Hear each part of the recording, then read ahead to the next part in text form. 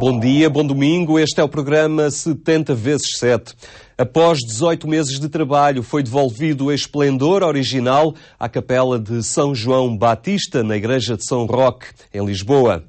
É uma joia do barroco do século XVIII, do melhor que se fazia na altura. A Capela de São João Batista, na Igreja de São Roque, tem uma história peculiar, resulta de uma encomenda régia e foi totalmente construída em Roma.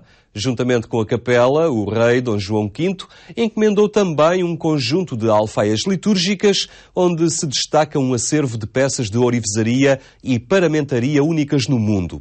O restauro da Capela de São João Batista serve assim de pretexto para uma visita guiada a um património de arte sacra de valor incalculável.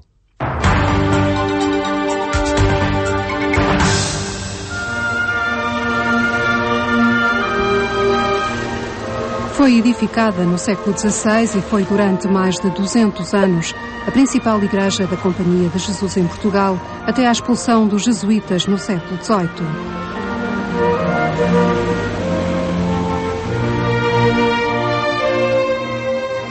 Desenhada em estilo igreja-auditório, destinava-se sobretudo à pregação. Por aqui passou o grande pregador Padre António Vieira. Foi dos poucos edifícios a sobreviver quase incólume ao terremoto de 1755. Em 1768 é entregue à Santa Casa da Misericórdia de Lisboa por doação régia de Dom José I.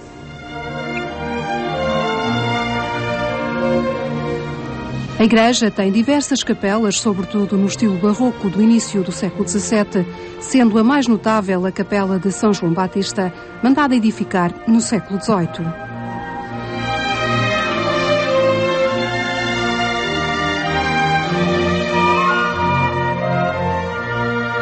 Esta capela foi uma encomenda régia do rei Dom João V. Um homem, nas palavras do historiador Veríssimo Serrão, senhor de vasta cultura, bebida na infância com os padres jesuítas.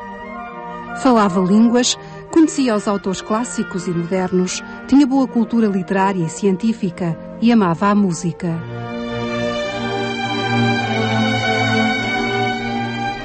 Ficou na história como Dom João V Magnânimo, o rei sol português, pelo esplendor que rodeara o seu reinado, muito à sombra do ouro que chegava do Brasil.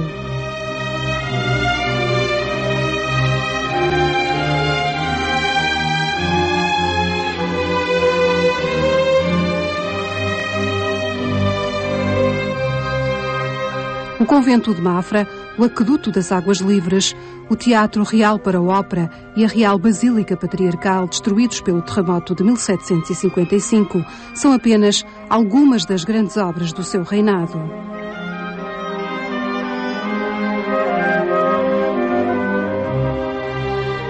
A Capela de São João Batista, santo onomástico do rei, edificada entre 1742 e 1747, só poderia ser construída no maior viveiro das artes da altura, Roma.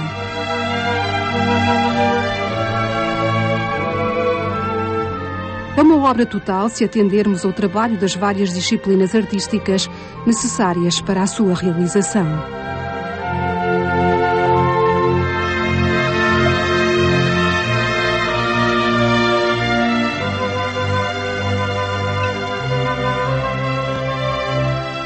Uma encomenda real feita por Dom João V e que dá aso a um processo que é verdadeiramente extraordinário de encomenda em Roma. O conjunto dos arquitetos e, sobretudo, de todo o grupo de profissionais que trabalham em torno das várias disciplinas artísticas, estamos a falar de bronzes, de têxteis, de escultura, de rendas, de mosaicos, dos mais diversos domínios, das grandes oficinas romanas da época, portanto de uma pleia notável de artistas, de uma encomenda de uma riqueza insólita mesmo em contexto romano.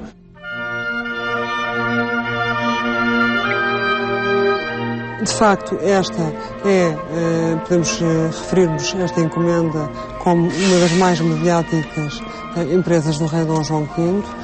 Acaba por ser uma espécie de miniatura do que teria sido a patriarcal que é uma outra importante encomenda do rei Dom João V, que consegue, de facto, adquirir o estatuto de fidelíssimo junto do Papa e construir no Paço da Ribeira a Patriarcal, que foi totalmente destruída pelo terremoto, mas da qual ainda existem documentos que permitem, de certa forma, reconstituir a sua história. Portanto, no fundo, o que podemos ver aqui é uma obra que espelha um pouco aquilo que seria a desaparecida Patriarcal se não tivesse sido atingida por esta catástrofe de 1755 em Lisboa. Todo o programa arquitetónico da capela partiu de Lisboa e foi entregue a 2 arquitetos italianos, Luigi Vanvitelli e Nicola Salvi, este último autor da famosa Fonte de Trevi em Roma. Mas o programa arquitetónico era seguido de perto pela corte portuguesa pelo ourives e arquiteto real de origem alemã, João Frederico Ludovice. Não é uma encomenda em que existe o dono da obra como entidade pagante e depois as oficinas romanas que fornecem bens do seu próprio alvedrio, digamos assim. É uma produção artística extraordinariamente dialogada, onde Roma funciona como o alfobre do qual se alimentam direções artísticas que emanam de Lisboa. E isso é a extraordinária riqueza deste legado.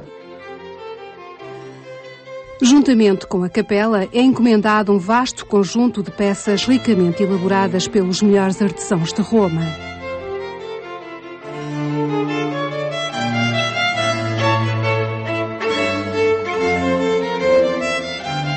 O espólio da capela esteve, aliás, na origem do próprio Museu de São Roque e constitui um núcleo autónomo do próprio museu. Aqui tentou-se recriar o altar da Capela de São João Batista com peças de ourivesaria únicas no mundo. Temos vários tipos de peças aqui, desde peças que se destinavam a estar dentro da capela só como ornamentação, portanto não estão diretamente associadas à celebração litúrgica, como é o caso do par de tocheiros monumentais que nós ali temos. E uma vez mais são peças de difícil comparação, porque praticamente não temos sobrevivências, e isto a nível mundial, como aqueles 2 tocheiros monumentais. Depois temos peças já mais ligadas à celebração, como sejam desde logo a banqueta. Há 2 banquetas, há uma banqueta de uso corrente feita em bronze dourado e lápis lazuli e depois esta banqueta de uso solene, que é toda ela em prata dourada, que está sobre o altar.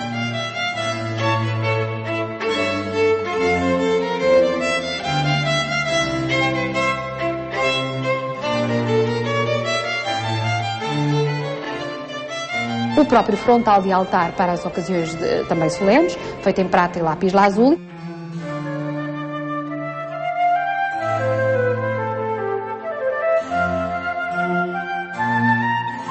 Depois temos o chamado serviço para a missa, onde aí temos as alfaias mais diretamente ligadas à celebração, desde o cálice, o vaso de comunhão, as galhetas, etc, etc. Temos peças depois associadas de uma forma mais periférica à celebração, como a lavanda, ou seja, o gomilo e a salva respectiva, as próprias sacras que se destinavam a estar no altar com parte do texto que era lido durante a celebração, etc.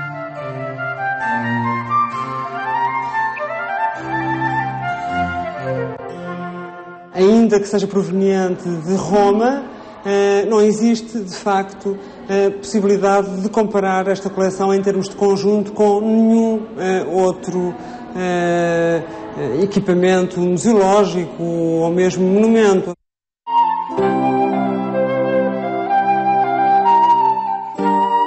Único no mundo é também este conjunto de paramentaria com cerca de 150 peças que, por impossibilidade de espaço, a sua mostra vai sendo rotativa. Por estes dias, o Museu de São Roque expõe o conjunto de paramentos festivos e solenes em lhama de seda bordados a fio de ouro.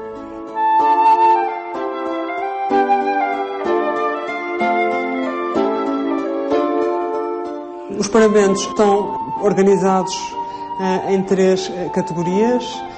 existe uma categoria de paramentos para missa solene, dos quais fazem parte apenas 2, entre os quais este que aqui se apresenta, de tonalidade branca, bordado a fio de ouro, e também um paramento encarnado. Portanto, esses eram para ser utilizados em cerimónias específicas, pontificais, em que estariam presentes os altos dignatários da Igreja, nomeadamente até um cardeal patriarca. Para além dos paramentos solenes, foram também encomendados os festivos e os de uso cotidiano. Num ponto multimédia, é fácil percorrer as cores dos diferentes paramentos encomendados consoante o calendário litúrgico.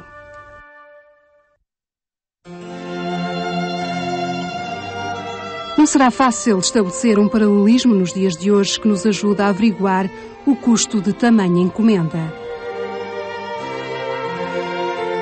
Teresa Val dá como termo de comparação 2 compras realizadas por Dom João V. Dom João V encomendou uma banqueta para a Basílica Patriarcal, uma banqueta que, embora com as devidas diferenças, não seria muito diferente da banqueta de uso solene que nós temos aqui para a capela, feita em Roma pelo Orives António Arrighi. Uma banqueta espetacular e, sensivelmente pelos mesmos anos, portanto ainda na década de 30, o Dom João V compra a Quinta de Belém ao Conde de Aveiras. A Quinta de Belém, que é o que é hoje o Palácio de Belém, a residência do Presidente da República, e ainda uma parte que é hoje também o Jardim Museu Agrícola Tropical. A banqueta foi 3 vezes mais cara do que a Quinta. Pronto, este é um paralelismo que nós podemos fazer e realmente também a componente de orivesaria da Capela de São João Batista é extremamente dispendiosa, mas tem tudo a ver com uma estratégia de imagem, e imagem em contexto romano. Não nos esqueçamos que Roma é a capital da cristandade, o papel que o Papa desempenha ainda no século XVIII, e portanto há toda uma estratégia de imagem que se desenvolve em várias vertentes, a vários níveis, e este tipo de encomendas é uma dessas vertentes, sem dúvida.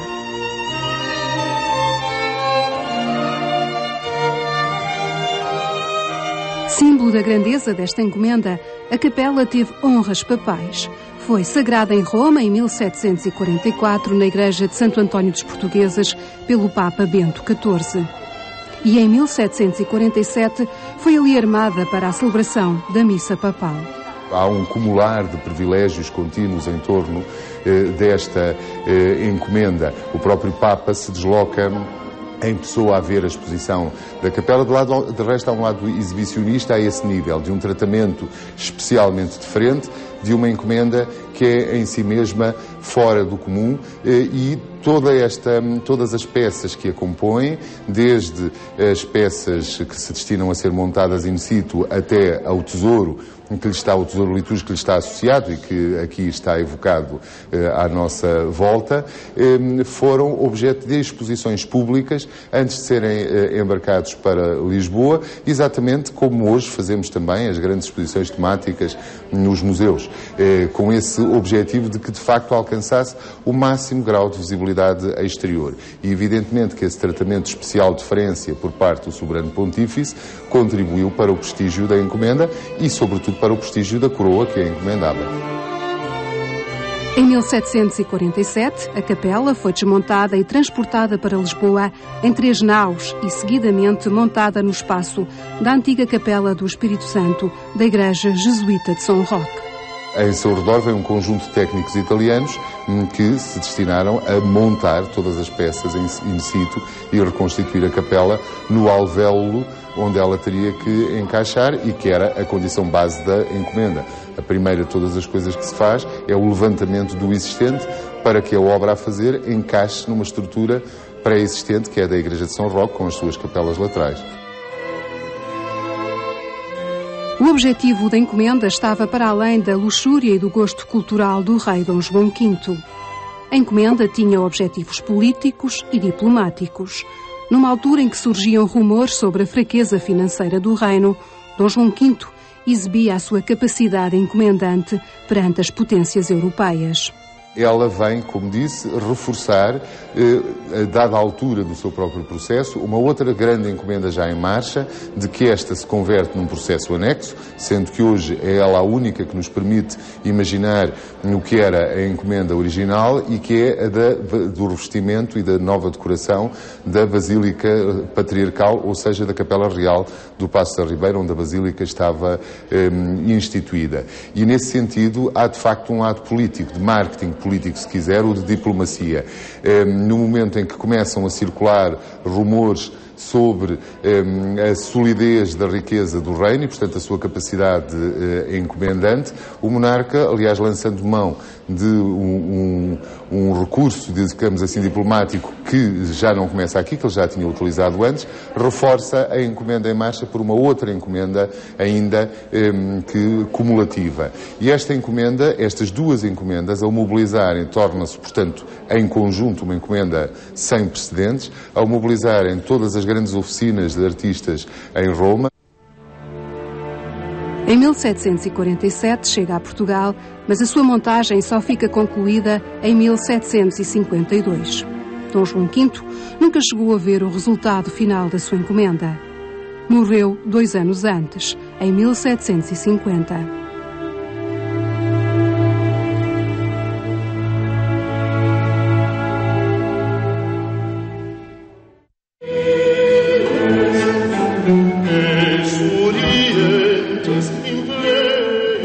Amante de música, com certeza que Dom João V teria apreciado o agrupamento de música barroca Les Secrets des Rois no dia da reabertura da capela de São João Batista.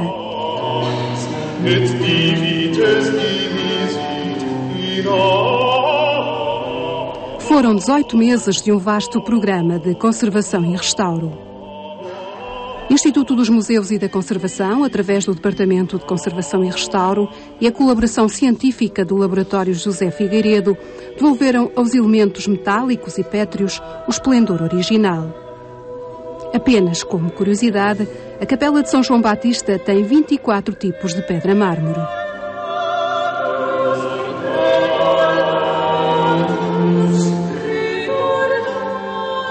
A nossa intervenção, portanto, exigiu-se apenas, portanto, à parte da pedra e do metal, portanto, quer exterior, quer interior da capela.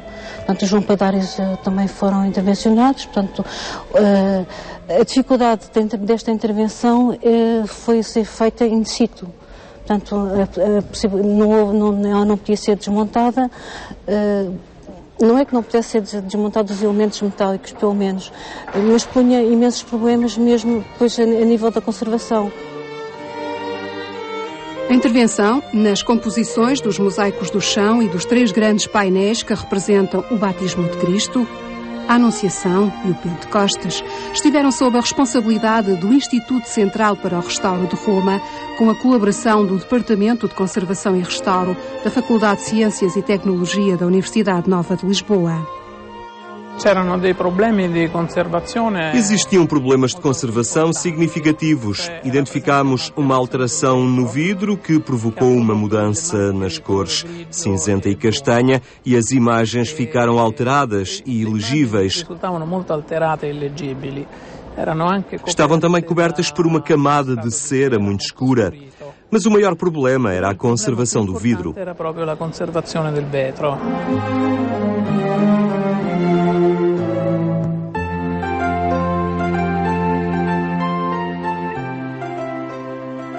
Os painéis são formados por pequenos mosaicos que, vistos ao longe, se assemelham a uma pintura.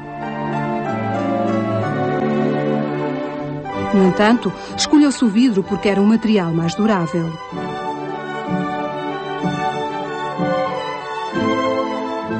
O autor, Mattia Moretti, trabalhou nestes mosaicos com utensílios ainda mais pequenos do que os utilizados nos mosaicos da Basílica de São Pedro. Os mosaicos são preciosos porque não traduzem pinturas na tela, mas são mosaicos da autoria de alguns mosaicistas. Um em particular, que é o autor principal, que se chama Mattia Moretti, que trabalhou nestes mosaicos durante 10 anos, recorrendo a utensílios ainda mais pequenos que aqueles usados em Roma, na Basílica de São Pedro. Então é uma obra ainda mais difícil e, como tal, também valiosa. Foi este património que foi agora devolvido ao público da Igreja e do Museu de São Roque.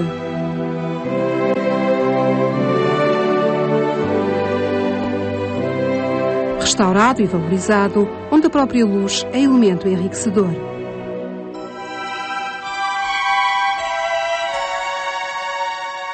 A primeira coisa que nós queremos é que ele olhe para o altar, para cima da mesa, não é? Daí termos aquela luz de fundo por trás dos castiçais para que a pessoa seja logo atraída para aí. É o primeiro ponto. E depois começa a distribuir a sua visão por todo o conjunto, incluindo pelo teto, com toda a luz refletida. Juntamente com a reabertura da capela, foi também dado maior relevo ao túmulo de Dom Tomás de Almeida, o primeiro cardeal patriarca de Lisboa, capelão-mor do rei Dom João V. Isto é um capelão envolto de uma tal dignidade e rodeado de tal pompa que só o Papa poderia rivalizar com ele, sendo que há viajantes da época que referem que assistiram a celebrações litúrgicas em Roma, na Basílica de São Pedro e na Capela do Paço Real, na Basílica Patriarcal, e que as celebrações de Lisboa ultrapassavam as de Roma em pompa e esplendor.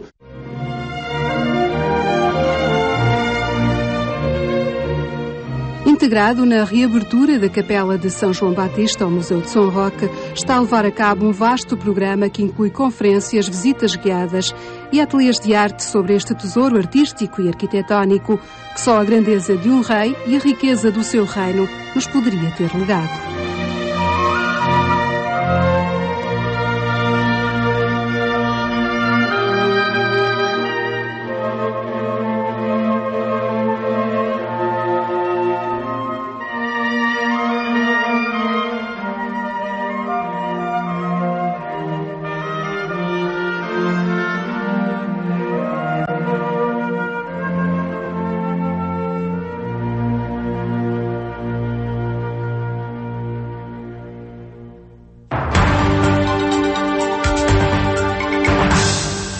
Um património a descobrir na Igreja e no Museu de São Roque da Santa Casa da Misericórdia de Lisboa. E agora, espaço para a nossa rubrica de opinião, por ser domingo, desta vez com a presença de João César das Neves. Portugal está a viver um dos momentos mais difíceis da sua história recente. De facto, no meio dos debates de todo o dia, é fácil perder de vista estes assuntos. Estamos a viver mesmo uma situação muito perigosa, que pode correr muito mal, até por razões externas. E temos de ter atenção. Felizmente, o povo português está a perceber isso. Mais do que os jornais, mais do que a opinião pública, mais do que os políticos. O povo verdadeiro está a perceber isso. E isso leva a uma das melhores trunfos que nós temos neste momento, que é o país está calmo.